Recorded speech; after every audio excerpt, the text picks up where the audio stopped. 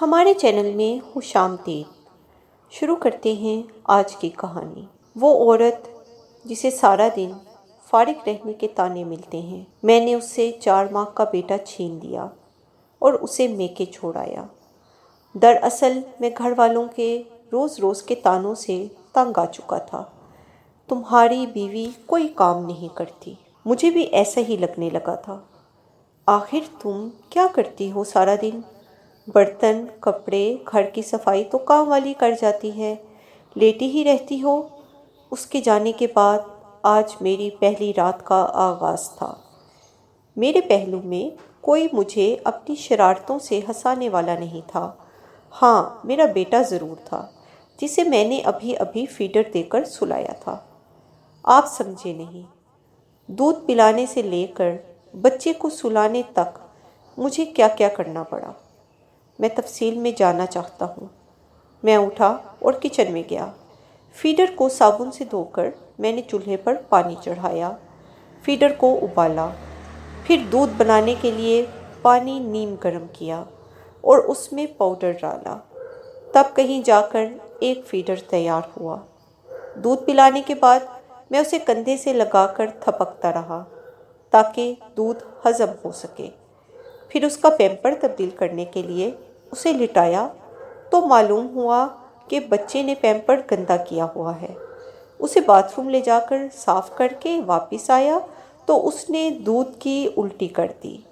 میں جلدی سے رومال اٹھانے کو لپکا۔ خیر، اس کو پیمپر دوبارہ لگایا اور بازوں میں جھلا کر سلانے لگا۔ دودھ ابال کر اسے ٹھنڈا کیا اور فریج میں رکھ دیا۔ وہ ہوتی تو ملک شیک بنا کر میرے ہاتھ میں تھما دیتی، لیکن اب اتنے جھمیلوں میں کون پڑے۔ ابھی اپنی روٹی پکا کر کھا لوں گا، لیکن آٹا ابھی تو وہ گوندنا پڑے گا۔ شکر ہے سالن تو پکا پڑا ہے، بس کٹوری میں ڈال کر اوون کا بٹن ہی دبانا ہے۔ میں ذرا بیڈ سے بکھیرا اٹھا لوں۔ پیمپر، وائپس، کھلونے، فیڈر، شیٹس کو ان کی مخصوص جگہوں پر رکھا اور روٹی نہیں۔ صبح آفس جانے کے لیے کپڑے بھی تو استری کرنے ہیں۔ میں لگا کپڑے استری کرنے۔ ابھی شرٹ پریس کی تھی کہ بیٹا رونے لگا۔ اب کی بار میں نے اس کو جھولے میں ڈالا اور جھولا جھلانے لگا۔ بھوک سے میرا برا حال تھا۔ اللہ اللہ کر کے بچے کو سلایا اور ایک ریسٹورنٹ پر کال کر کے کھانے ڈیلیور کرنے کا آرڈر کیا۔ آدھے گھنٹے بعد کھانا میرے سامنے تھا۔ میں نے بڑے بڑے نوالوں میں کھانا ختم کر دیا، کیونکہ میں جانتا تھا کہ اگر بیٹا دوبارہ جاگ اٹھا تو کھانا پڑا رہ جائے گا۔ پھر دوبارہ گرم کرنے کے لیے بھی ٹائم چاہیے اور مشقت بھی۔ مجھے اکتاہٹ ہونے لگی۔ گھڑی 11 بجا رہی تھی۔ میں بستر پر ڈھیس آ گیا۔ سائرہ، وہ چادر ہی الماری سے نکال دو، میں اوڑھ کر سونا چاہ رہا ہوں۔ لیکن نہیں، اب خود ہی اٹھ کر لینی پڑے گی۔ ابھی میں یہ سوچ ہی رہا تھا کہ UPSB جواب دے گیا۔ پنکھا بند ہو گیا۔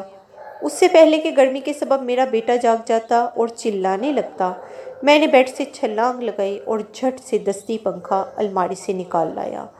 میں اس کو پنکھا جھلنے لگا اور ساتھ ساتھ نیند کی شدت سے خود بھی جھولنے لگا۔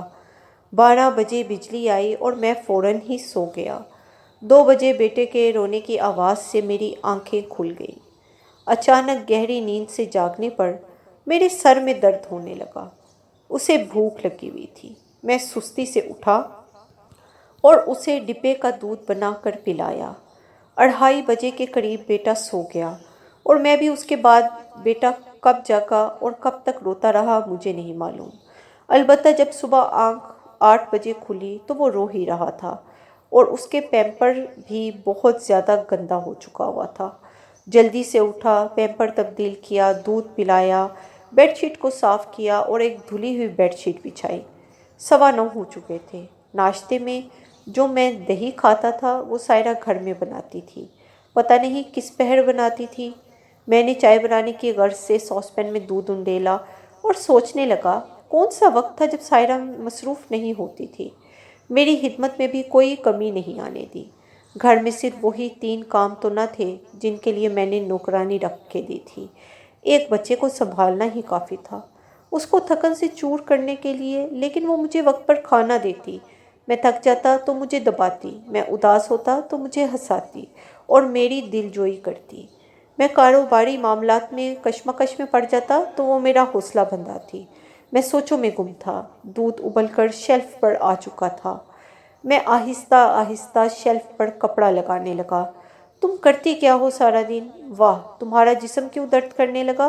کون سا پہاڑ ڈھایا ہے تم نے؟ اور وہ پہلو بدل لیتی۔ شاید میرے طنزیہ جملوں پر آنسو بہاتی ہوگی، پر میں ظالم انسان نے پرواہ نہیں کی۔ کبھی کچھ دیر بعد خود ہی سائڈ بدل کر میرے چہرے پر جھک جاتی اور اپنی محبت کا اظہار کرتی تو میں جواباً مسکرا دیتا اور وہ اصرار کرنے لگتی، نہیں، آپ بھی میرے ساتھ محبت کا اظہار کریں۔ مجھے اس کی شرارتیں یاد آنے لگیں۔